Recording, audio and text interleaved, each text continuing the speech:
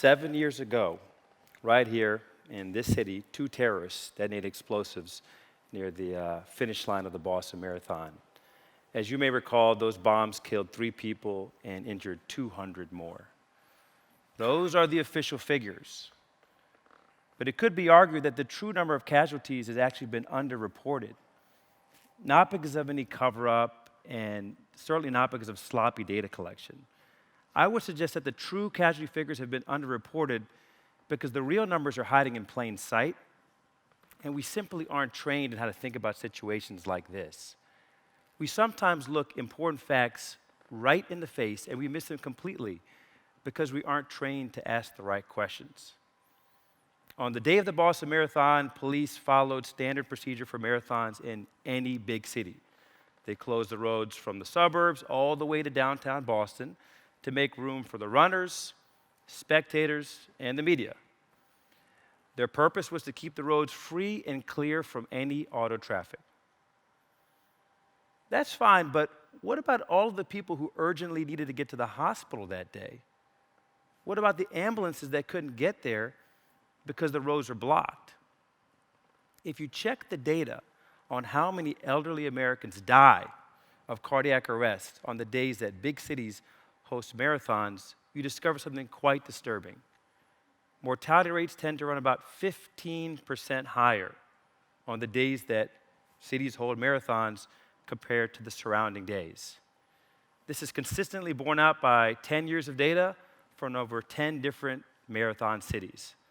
Now, I know what you're thinking, but we're not talking about marathon runners keeling over in the street. We're talking about elderly people at home who cannot make it to the hospital fast enough when their heart stops. The increased mortality is associated with documented delays in ambulance transport times. For example, data from ambulance providers in several marathon cities shows that in the mornings, there are large increases in ambulance transport times. But in the afternoons, when those roads reopen, the delays disappear. And here's the shocking implication of those numbers. More people appear to die because of road closures and ambulance transport delays during marathons than died in the 2013 Boston Marathon bombings. Now, I'm not suggesting that we cancel marathons, and I'm certainly not suggesting that we allow auto traffic on the roads that marathon runners use. I am suggesting that when we think about public safety, and by implication, when we think about public health, we may miss many important life or death facts all around us. I think we miss these facts because seeing is not the same thing as looking.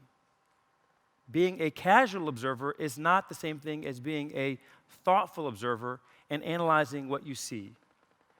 And as a result, I think that we're at risk of overlooking important facts in many healthcare environments because for the most part, we are not trained to think in larger, creative terms. We are not conditioned to be on the hunt for these anomalies and to interpret what they mean.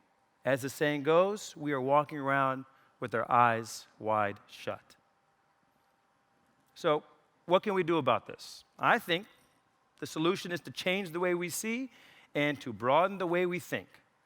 The Boston Marathon example shows us that we are surrounded by what might be called natural experiments. Nobody whose ambulance was delayed on a marathon day volunteered to participate in a randomized trial to study the effect of care delays on outcomes. But life has provided us with an experimental group and a control group.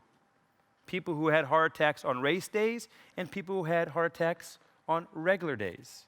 And that experiment can provide us with observable, quantifiable, verifiable data. We simply don't view these experiments as situations that we can learn from. And I'm as guilty as the next person. I must admit that I would have completely overlooked this issue of blocked roads and ambulance delays during marathons if it weren't for the fact that my own wife had a penetrating observation.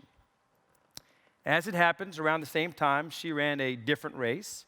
And when I told her that I couldn't watch her cross the finish line because the roads were blocked near the finish line, she casually remarked to me, well, what happened to all the people who needed to get to the hospital in a hurry that day? And that led to the train of thought that's brought me here.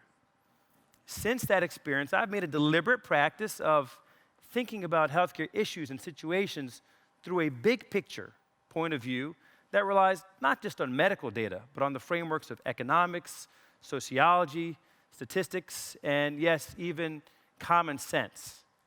It's about a new way of looking at the world, a way that can reveal surprising new insights and valuable new truths. The secret I find is to ask creative questions, unusual questions. And sometimes these questions can come out of left field where the narrow definition of medicine is concerned, but other times these questions make perfect sense when viewed in the wider context of public health as a whole. For example, are kids who are born in August more likely to be diagnosed with ADHD than kids who are born in September? Simply because August-born kids are the youngest and sometimes rowdiest in their elementary school classes? Do people drive more recklessly after Fast and Furious movies are released? The answer is yes, by the way. Okay? Can we use big data to study whether male scientists are more likely than female scientists to self-promote themselves by studying their use of terms like novel, groundbreaking, and unique to describe their research findings? And what happens to patients who have acute cardiac emergencies during the dates of national cardiology conferences when all the cardiologists are out of town? What happens? They do better, by the way, okay? Can we be trained? Can we be taught to ask these larger, creative questions as a matter of everyday routine? Absolutely. I think that these skills can be learned and that we would greatly benefit from doing so, and so would our patients. The approach that I take is quite simple with my own students. We hold regular idea sessions where everyone is expected to come with outside-the-box, wide-angle questions for discussion. And sometimes these questions can be very bizarre, like which specialists tend to drive faster cars or tend to spend more time on the golf course. Not to pick on cardiologists, but they're up there, by the way. But other times, these exercises can tell us important facts about how biases creep into the decisions that we make. For example, it turns out that being pulled over by a police officer who shares your same first name makes you less likely to get a ticket. Okay? And that effect is as large as being a white driver versus a black driver. Those same exercises have also yielded insights into whether greater focus and attention at work can improve outcomes. Every few years, hospitals receive unannounced quality and safety inspections.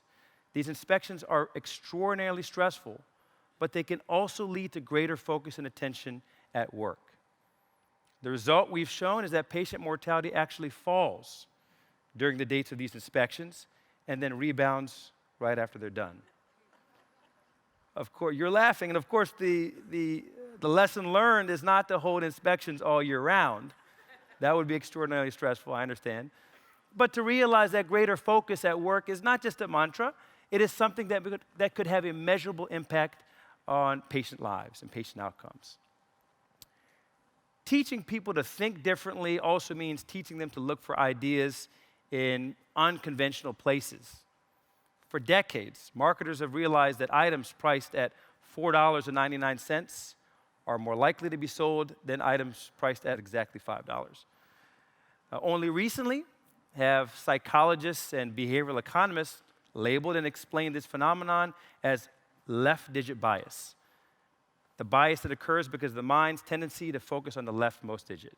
It explains, for example, why used cars with 9,999 miles tend to sell for higher prices than used cars with 10,001 miles.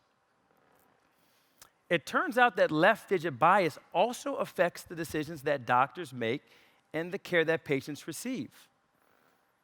Heart attack patients who are 79 years old and 50 weeks are more likely to be offered cardiac bypass surgery than heart attack patients who are 80 years old and 2 weeks.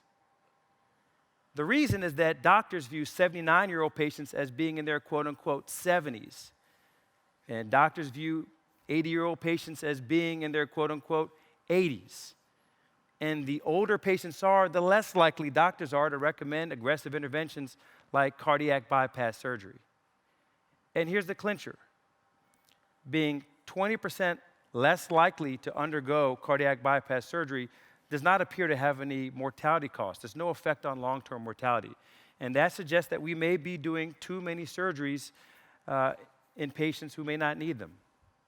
And keep in mind, I just spoke to you about one procedure, that's cardiac surgery. But you could imagine how that same natural experiment and left-digit bias could be used to teach us about the real-world effectiveness of treatments across a number of different diseases and settings.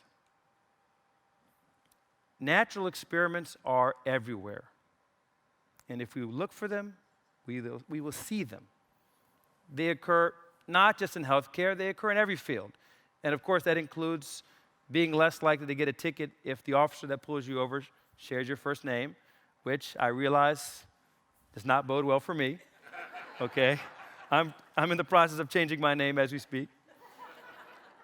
But the experiments that I've described have been used across an enormous range of disciplines, including biology, political science, sociology, and economics, to study a wide range of questions, like whether or not the introduction of Fox News into cable markets in the 1990s led to increased voting for conservative politicians, or the study of countries' cultural norms towards corruption by analyzing the ticketing behaviors of United Nations diplomats who live in Manhattan.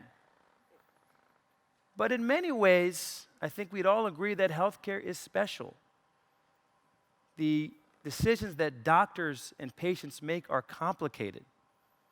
They are filled with uncertainty, and they affect all of us deeply.